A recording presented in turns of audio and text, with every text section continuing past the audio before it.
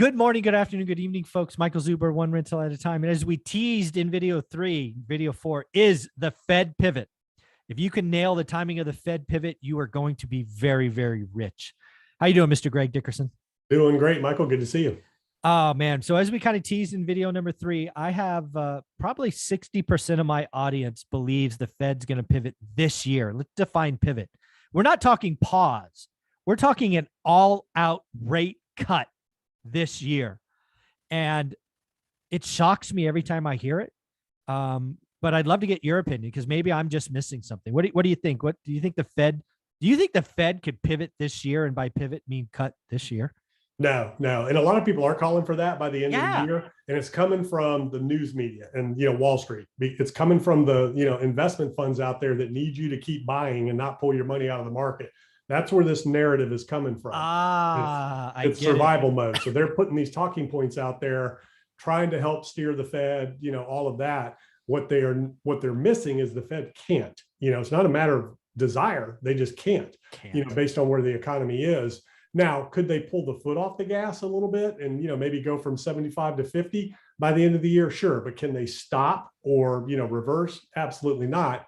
Unless there's some huge, meltdown in the markets. And that's why markets are orderly, declining. This is an orderly decline. This is a deleveraging, repricing in a very orderly, systematic type process, because the markets know, the investors know that, if they let it get out of control, the Fed can't step in.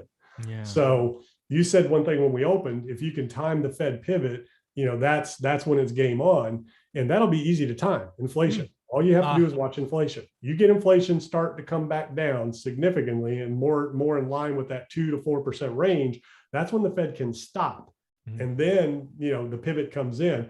And the other thing is, like I said, if you get a major meltdown in the markets, they don't care about housing. Housing can crash. Fed's not going to do anything there because it's healthy. It'll be healthy. It's just pricing. There's not going to be a systemic banking failure like there was in 0809. So the Fed doesn't care about values in housing.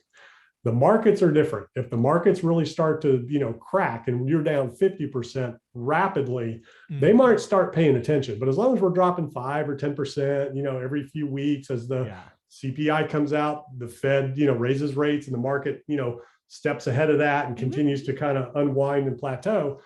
I mean, we could be down 30, 40%. The Fed's not going to do anything as long as it's orderly and systematic like it has been. You drop 30% today or tomorrow based on some event like, World War III or something, then they might step in and, I don't know what they can do. They can't reverse course on rates because they've got inflation. They have to control inflation. So the question is, if you had a meltdown in the markets, which would trigger the Fed's action or credit markets or something like that, what would they do? I think they would step in at that point and prop up sectors versus interest rate policy. Yeah, I agree with you. I think, if a black swan event comes in and we still have inflation north of 8%, it won't be rates. It'll be something they did last time. They started buying corporate bonds.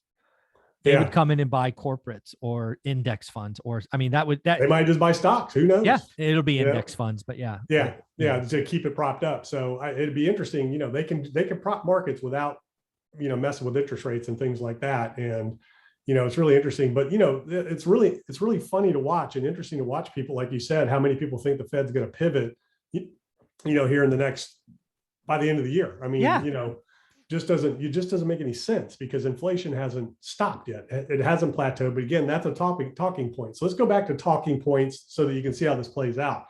The biggest talking point, we were at the end of the year talking about inflation, talking about the Fed having to, stop what they were doing. And that's where we called the peak of the markets, right? End of the year. And then all of a sudden, the war in Ukraine started coming up. You remember, you and I did a video where I said, man, if Russia invades, and people are like, Russia's not going to invade. Russia's not going to invade. Same thing. The bulk of the population didn't think Russia was going to invade and there was going to be a war. I'm like, are you kidding me? Yeah. This is getting ready to happen, and we saw the results of that and things. And then, we said, inflation has not plateaued. Everybody was saying inflation's plateaued. Inflation's peaked. You and I are like, it hadn't peaked. I don't think so. Yeah. And then recession. Everybody's saying there's no recession. Recession's not coming to, talking points, right? And we're like, hey, we're already in a recession. We've been in one since January, so it's just talking points coming out of, economists, investment analysts, the government, academics, things like that from that world where they're not tapped in and in touch with reality of what's going on out on the streets, where you and I are doing deals, talking to people, seeing what's going on. That's where the real data is that they don't measure. I think it's really funny because you just said something at the opening of this that was like a huge aha for me. I know it, but you said it in a way that I'm like, exactly what they're doing. So again, I'll just use Kathy Wood because I think she's the greatest example, but it's let's be clear, it's not only Kathy. Kathy runs an ETF, and the last thing she wants to do is see redemptions, because that would start a negative death spiral, right? She already owns a large percent of some very illiquid stocks. And if she's suddenly becomes a forced seller because of liquidations, it just becomes a self-fulfilling prophecy. So she has motivation to say things that logically don't make sense. So A, she gets new money. She had $160 million like last week or something. People are still buying into her ETF because of deflation and this and that. But she is incented to tell a story that basically says, hold on tight. Like 3 weeks ago, she said the Fed's going to pivot in July. And I did a reaction video. I'm like, are you freaking nuts? How the hell can it's not even peaked yet? What are you doing? But now it makes total sense. She's trying to keep the party going. Top redemptions, and why? Because she gets 2% assets under management. That's how she makes her money. So you got to keep the money coming in. You got to keep everybody in. Oh, I got a 10-year horizon. It was 5 years. Now it's 10 years, And so, these narratives change as the market changes. And again, what we just say, if you go from the peak of 08, 09, it took 15 years to get back. 15. So if you bought here, took you 15 just to get even. Now, granted, it almost doubled from there. So, there was some upside from the peak of 08, 09. But, that 5-year hodl, 10-year hodl, it doesn't always work depending on your entry, where you got in. And especially if the Fed is out of the game and we don't get liquidity like we've known it before. And that could be something nobody's really talking about. But what if the Fed can never do what they've done and they're out and things change, government policy changes, and, we're no longer, injecting capital into the markets. We're no longer, doing the things that they've done to prop markets up and to pump that kind of liquidity in the markets. What if that never happens again? Then where do values go? And what do they do from there? And because that trickles through to what drove the values in the first place.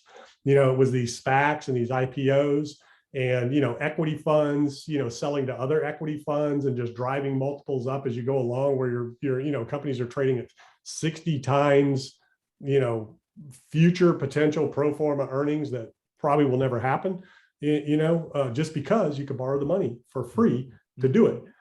So with that coming out of the system and without being able to do that ever again or anymore, where do values really land? And I'll tell you, there was a very interesting conversation, All In podcast. We talked about that before, where they were talking about this very thing in terms of, this new paradigm that we're in, of equity capital and things like that, that it's a new regime.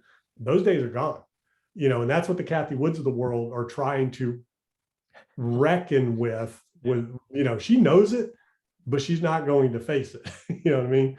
Yeah. Not in her best interest to talk about it, for sure. Yeah. Yeah. Again,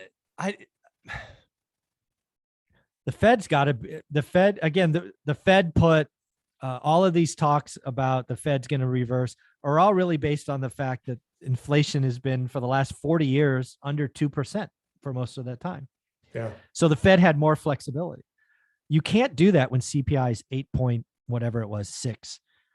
You can't do that when CPI is 7. You can't do that when CPI is 6. Right? We've got a long way to go. This is not going to be over. And I actually think peak inflation is one of the next 3 months. Yeah. I don't think 8.6 is going to be the high water mark. Yeah. A lot of people think 10%. We're going to see double digits, before it's done. We'll see. But that's how what the Fed's going to do, is because of the way this has been handled. So what happens is, let's look at where we've been and where we're going. So inflation print comes out. So the Fed has their meeting. They've done what they've done before, and they say, we're going to watch the data, Inflation comes out, came out hot. So what happens, right? Fed immediately leaks out that they're going to go to 75 from the 50 that they were talking about. They immediately send that out. They'll leak it. They just put it out so that the markets can unwind, investors can get prepared. So they meet, they raise the rate, markets bounce because the Fed did what it said it's going to do. And then it's like, wait a minute, the Fed raised the rate, and then bam, it continues on. And then the market plateaus, things plateau, waiting for the next CPI print to see how the Fed's going to respond. The Fed's going to put out their move early. Okay. So this time, if CPI comes in lower, markets are going to have a nice little rally on that. But then the Fed's still going to do what they're going to do because it's still too high. So bam, it'll be off a cliff. If inflation print comes out hot, markets are going to drop immediately when it comes out hot. And then the Fed's going to telegraph what they're going to do so the markets can prepare. And then you'll have a bounce on the day of the action, and then it'll continue to drop a little bit afterwards and then level off waiting for the next CPI. That's where we're at, because that is your demand indicator of where the economy is going from a growth standpoint. So that's your recession indicator, telegraph, baked in move. And everybody says, recession's priced in, interest rates priced in. No, it's pricing it in on levels as we go along. How can you price in a recession that hasn't happened yet? You don't know where it's going. So the market, and that's the other narrative, it's all priced in. Well, then why does it keep dropping each week? Because it's pricing incrementally as we go along based on what the Fed's going to do. Yeah. Again, so I think the Fed meeting is when is the Fed meeting? 13th. No, inflation's the 13th. The meeting's like 26th. Yeah, it's after the Fed 25th, 26th. Yeah, so the 13th is when the next inflation report comes out. So that's next week, and then the following week the Fed meets. This week coming up, we have the Fed minutes, which we already know what all that is, and markets might move a little bit on something, but I think we're just going to steadily, unless something happens, we're just going to continue doing what we're doing, steadily, kind of working our way towards that CPI print, and that's the key. And the telegraphing, and expectations of that are already, it's going to be hotter than it was, and it should be, the last one. Yeah, the biggest number this week is actually going to be the June jobs number, which comes out Friday. Expectations is 250,000 jobs. And this is, again, back to, I think, video 1 or 2.